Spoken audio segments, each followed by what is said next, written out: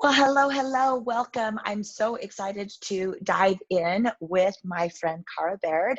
And we're going to talk today about how to spice up your life with spices and legumes and all kinds of things that you can just add to what you're currently doing to add more like medicinal value to your body, be it like weight loss, thermogenics, all kinds of awesome stuff. So me Mm. myself, I'm excited to dive into this, but first and foremost is we do want you to be cautious and careful about anything that you're currently taking. So anytime you switch anything in your diet, you always should check with your physician and your healthcare people in your life to make sure that there's no side effects with any medication that you're currently taking. So just double check before you start adding all of this goodness into your life. Hi, Cara. Great to see you. Thanks for being with us today.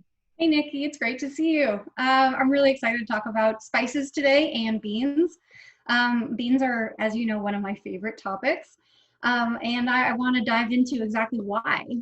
So beans, split peas, legumes, they all are in the same family and they all have very similar benefits. And so I want to talk about why it should be the first thing you should be incorporating and changing or maybe adding to your diet. With legumes, not only are they extremely rich in fiber and nutrients and just really good for your good gut bacteria, they're also very cheap. So you can get a pound of beans for about $1.79, and you Love it. are getting just so much out of that. And in the times that we're in currently, it's also something you can buy that's dry and it will store very well. So that's something to think about. Also, bean and canned beans are also really great. Just be aware of added sodium. So one of the best things about beans is that there are all these studies that link high bean consumption to lower body weight, but not just lower body weight, specifically our visceral fat has gone down. So that's what's really exciting. So when you consume more beans, you can contribute to lower blood pressure. Your body is able to handle sugars better, and overall it just feeds your good gut bugs that will feed you back in turn. So it's definitely something to think about incorporating. My favorite way that I cook these dried beans is I will do it in a pressure cooker. And when you do it in a pressure cooker, you don't have to soak them. So that's what's really awesome. Or again, canned beans, just be careful of the sodium.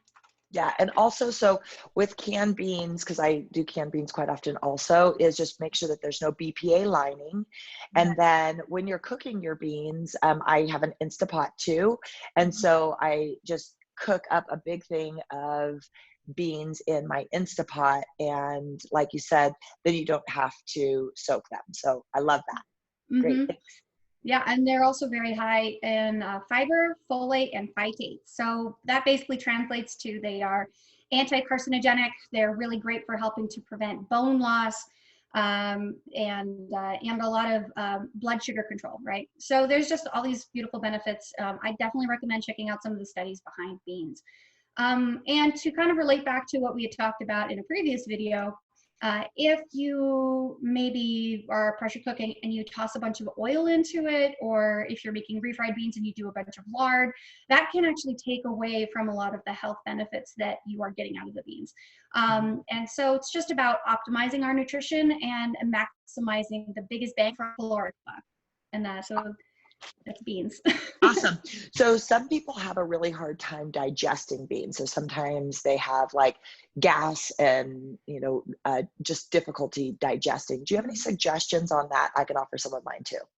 Yeah, so there are different words of advice out there for this, and some people will say that soaking the beans helps. When Mhm. you pressure cook them, it takes away some of that.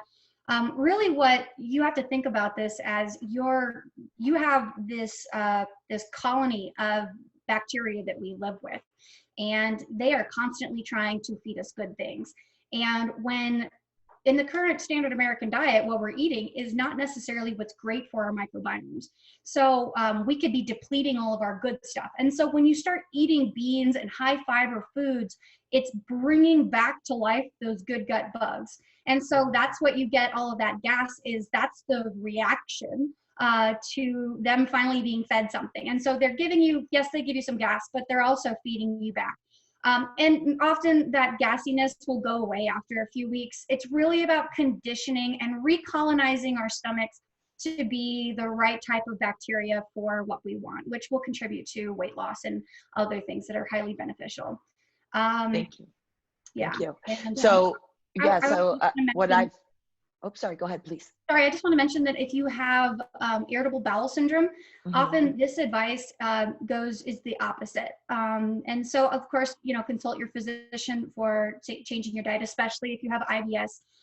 But when you eat high fiber foods and you eat all of the things that are beneficial in beans, for people who have IBS, what happens is their microbiome overreacts, which is why you get the cramping and the stomach issues. And so if you do have stomach issues, consider adding things in moderation, and then also following whatever your doctor says. But these high fiber advice may not always apply to you if you do have existing gut issues. Great, thank you. So that is my suggestion most of the time, is if you're not used to eating legumes and beans, is start with just 1 tablespoon and eating 1 tablespoon at a time. I'm to a point where I can eat like 2 cups of beans and on my meals and not have any like stomach issues, and it helps me feel full. And I just, I almost eat beans probably at least like 2 meals a day. So I also love like legumes and all the benefits. And also that when I put just a little bit of baking soda in my beans when I'm cooking them on the stove, that also has been known to take out the gas. That's such a great idea. I haven't tried that. Yeah. I'll have to give it a try. Okay. I also heard that legumes, lentils are the easiest. So if you're just getting started, lentils are one of the easiest things. Split peas also, you can make a nice split pea soup, and it doesn't have as much of the compounds in the beans that make your stomach all gassy. But just if it is something that bothers you and it's not something that if it's more of an annoyance versus something that is physically harming you, think about it in terms of you're bringing your gut back to life, and you're feeding them. And this is just a sign that you're on the right track, and that they are finally switching over from this maybe less complete microbiome into one that is more complete, fully functioning, and fully healthy. And so, so these are your prebiotics, and they're really, really beneficial for all of that. Great, thank you. So what I'd like to do is our like second video will be all on spices. I just want to talk a little bit more about beans. So one, I know that they're a really great source of protein.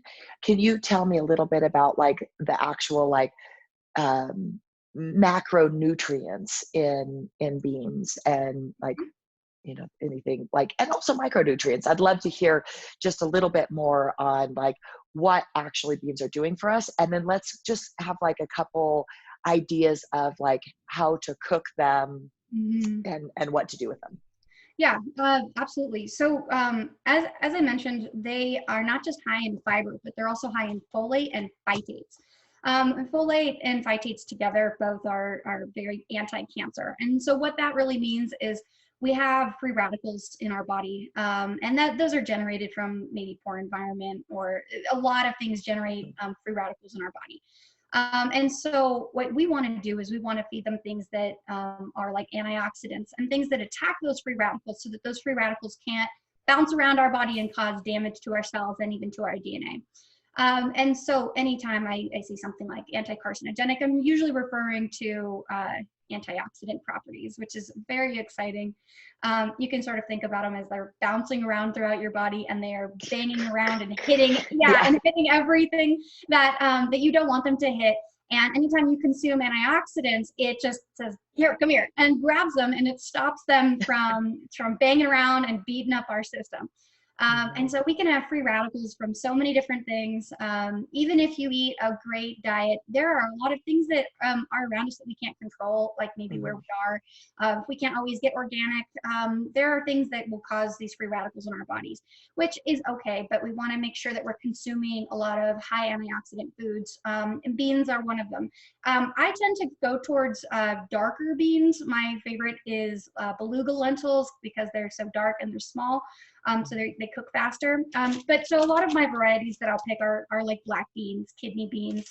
Garbanzo beans are really great too. Like there's Yeah. like chickpeas. Yeah. There's like vitamin E. There's so many great things in beans that are, they also have these like macronutrients, which they're really good carbohydrate, really great protein. And then they also have the micronutrients, which are all these lovely things that you're talking about here. So they're like feeding so many things in our body and helping us be strong. Yeah, and iron and zinc and protein. There is evidence to suggest that it helps individuals who maybe have anemia and helps them with their iron absorption, which is really important and something that is something to pay attention to. Especially as women.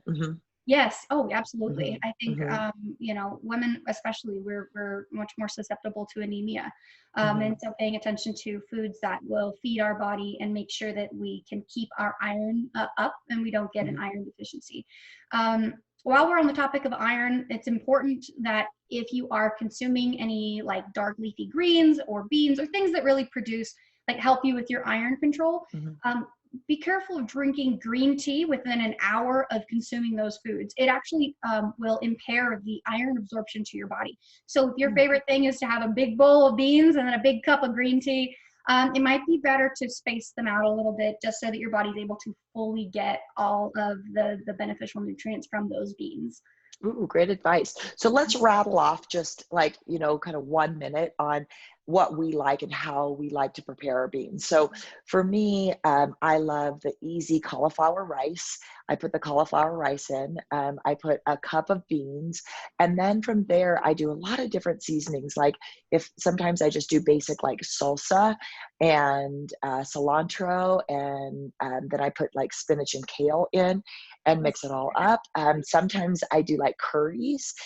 Yesterday, I actually did cauliflower rice, or you could just do cauliflower. I did garbanzo beans, so a whole big, almost probably 2 cups of garbanzo beans. I didn't measure it. And then I did miso. So I put miso in, and then a little bit of soy sauce, and probably the spices that you'll talk about. I grated on the black seeds that we'll talk about in part 2 of this, and lots of cayenne. And so that was a couple things, like that's how I use and eat beans almost every day. What are some of your faves? So I'm a sucker for Indian food.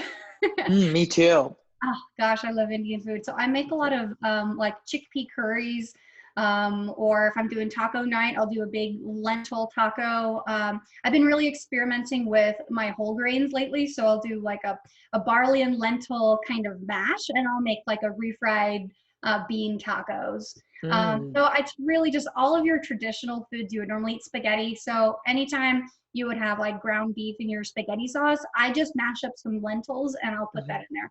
Lentils are by far one of the easiest ones to incorporate. So I eat a lot of that. My diet hasn't changed. As far as what the types of foods I eat, I'm pretty simple in the kitchen.